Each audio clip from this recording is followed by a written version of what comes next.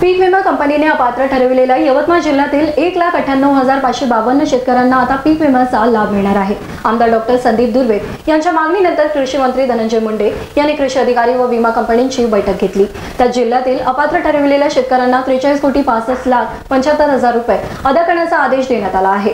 जिल्ह्यात जुलै ते नोव्हेंबर 2023 या कालावधीमध्ये झालेल्या अतिवृष्टीमुळे बाधित 6,23,921 शेतकऱ्यांनी पूर्व सूचना नोंदवल्या होत्या, पण पीक विमा कंपनीने चुकीच्या पद्धतीने पंचनामा करून 3,06,050 सूचना अपात्र केल्या आहेत। खरीप हंगाम 2023 मध्ये जिल्ह्यात जे काही अतिवृष्टीमुळे नुकसानी झाली होती त्या संदर्भात शेतकऱ्यांनी नुकसानीबाबत 6,44,000 अर्जाद्वारे प्रथम सूचना विमा कंपनीकडे दाखल केल्या होत्या।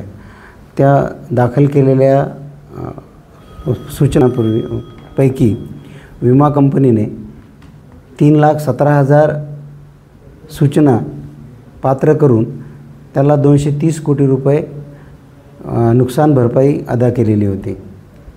उर्वरित 3,06,000 ज्या काही पूर्व सूचना होत्या त्यापैकी आज माननीय कृषी मंत्री महोदयांकडे याबाबत विमा कंपनीची बैठक घेण्यात आली।